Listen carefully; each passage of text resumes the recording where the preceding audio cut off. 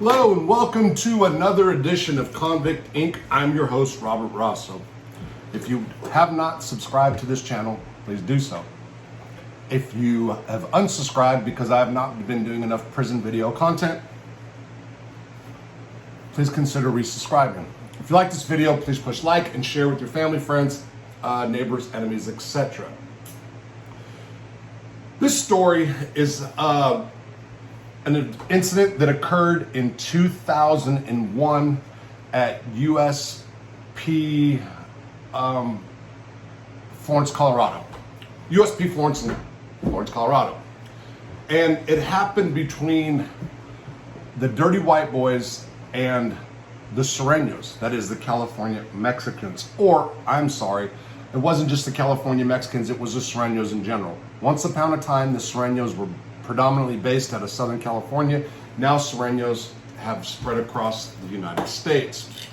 So I do believe that this was predominantly with the California Surenos. I kind of caught myself right there, to be honest, but here is the story. And really, this story is about the Dirty White Boys and the Surenos, but there's a bigger, actually a bigger message here and a bigger moral to the story, I guess, and that would be about prospects.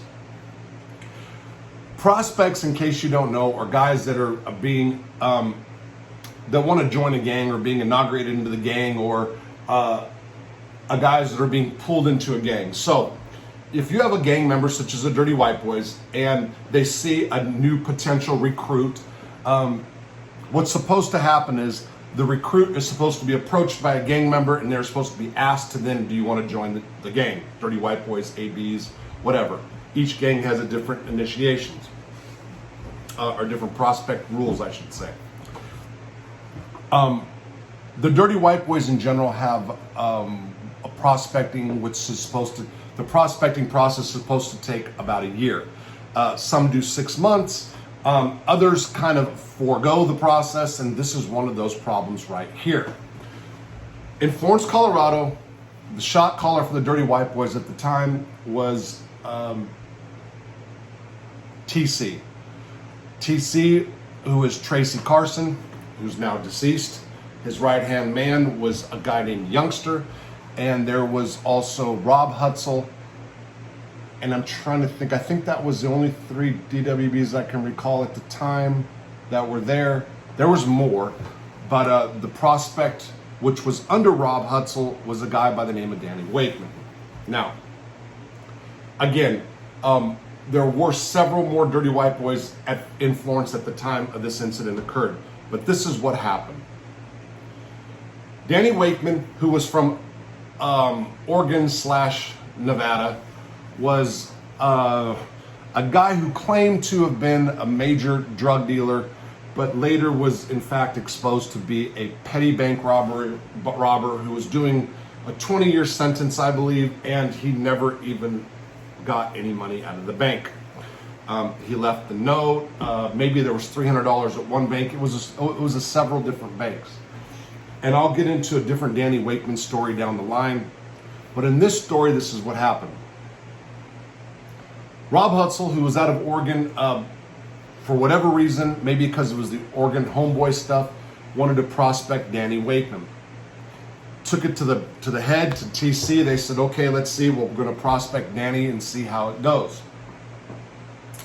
Danny had family who was able to send him money, much like my family. So if I called up family members or friends, I was able to have money sent, 500 here, 500 there, to different addresses. And how it works generally is, if you're in the drug game, getting drugs, and that's what Danny was doing, and you owe somebody $500, that money can either be sent to their prison inmate or commissary account, to a family member of that person on the street who has the drugs, or a different address. It's just, it depends on where the person wants the money sent.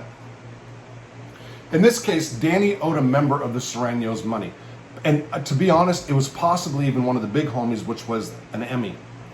There was an issue over $500. Now, Danny was routinely sending money.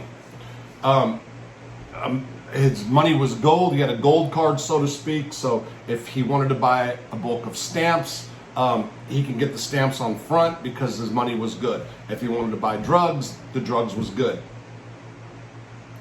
In this case, Danny was riding with another guy out of Oregon by the name of Will Moore. I know Will Moore. Will Moore was a natural-born scumbag. Anyway, they were at Florence, and there was an issue of a drug debt. Danny gets money, gets drugs fronted to him, and it's his obligation then to take care of the debt. Well, they went ahead. Will got the dope for Danny. Danny went ahead and took responsibility. Okay, I'm going to send the money. And by the way, Will and Danny were cellies, I do believe. Will always rode with the white car or the predominant white prison gang. In this case, it was the Dirty White Boys. Again, 2001's Florence, Colorado. Okay. So Danny gets the dope, a couple weeks go by, a week, two go by, and the money doesn't show up. Danny swears that the money was sent. He then basically goes on the yard. There's a big powwow over it.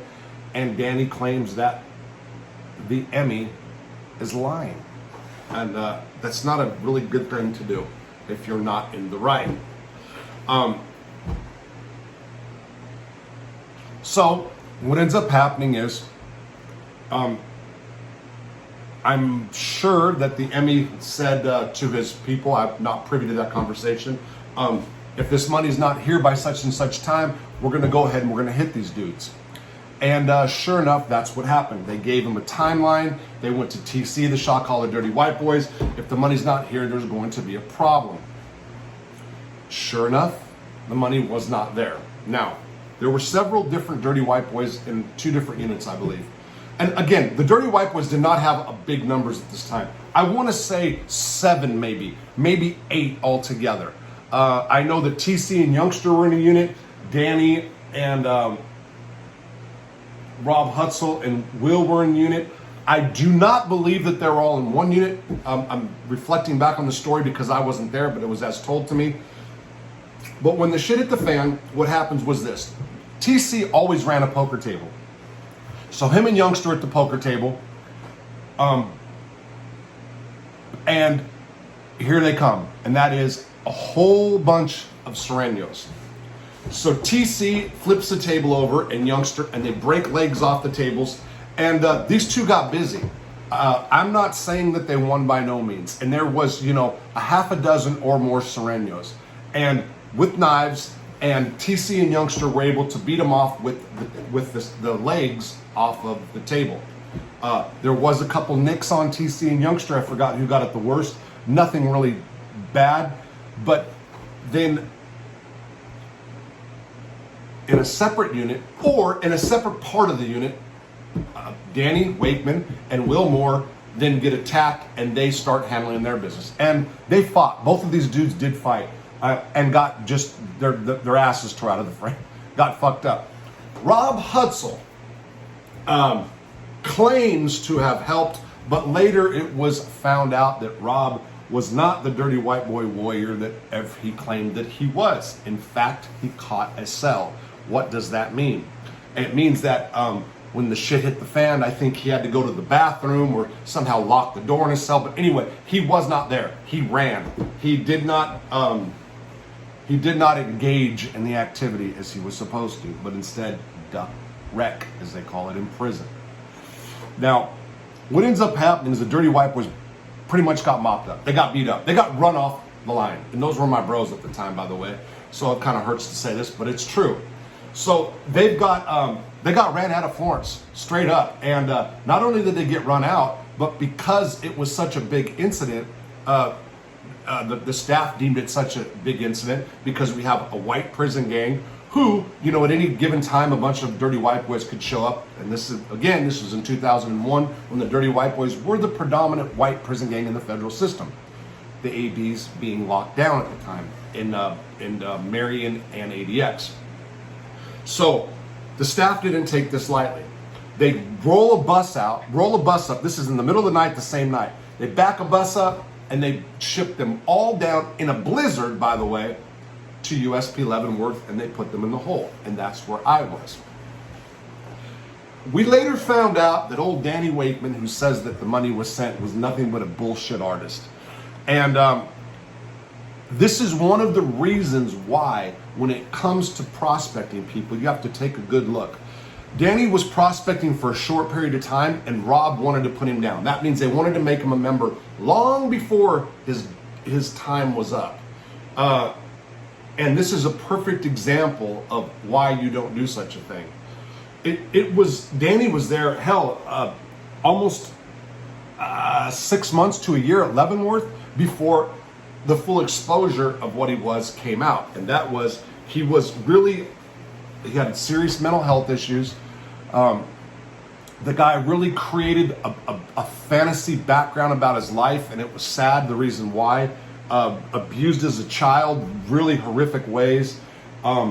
Created a story that he had this lesbian couple that was waiting for him, that had his children, and they were all living with his mom as this big old family, but in reality, he didn't have any of that. What he had was a mom who was struggling financially, and every time he ran up a dope debt, he would ask her for money, and if she said she couldn't do it, he'd say, "I'm gonna get killed," and she'd send the money. It was one of those real bad deal. It was really, really terrible. And there'll be more about the whole Wakeman incident because it goes way deeper later. And I will say that Danny Wakeman was a fighter. He would fight. He was a flyweight, meaning skinny guy, but he definitely would mix him up, would get in the ring. But for sure, the Dirty White Boys got mopped up at Florence, and that's the truth. People ask me about Dirty White Boy stories all the time. Again, TC's dead. That's the one who I talked to the most. Youngster ended up becoming a shot caller at USP Coleman, I think, later on in life. Rob Hutzel got X'd out. He got jumped on. Danny got jumped on. Will Moore was never a dirty white boy, but Will Moore was Will Moore. Anyway, to anybody in the gangs, make sure you really study your prospects and their ways. But better yet, to people out there that go to prison, don't join prison gangs. In the end, you can be the best guy with the best reputation. One little mistake, or even one perceived mistake, or even one lie. Somebody else can lie, like say, "Hey, I sent the guy money, but he didn't. He's lying," like Danny Wakeman did.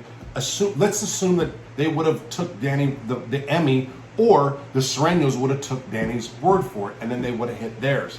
That normally would not happen with the Emmy for sure. But let's say that Emmy was already having problems with his brothers. Or his carnals, and that would immediately give somebody that didn't like him, the person, a reason to go smash him. Prison gangs, treacherous stuff, treacherous business. Can be exciting, could be thrilling, could be fun. In the end, a lot of bullshit. Short story, Dirty White Boys 2001 at USP Florence get mopped up by the Surenos, and that they did. Hope you enjoyed the story.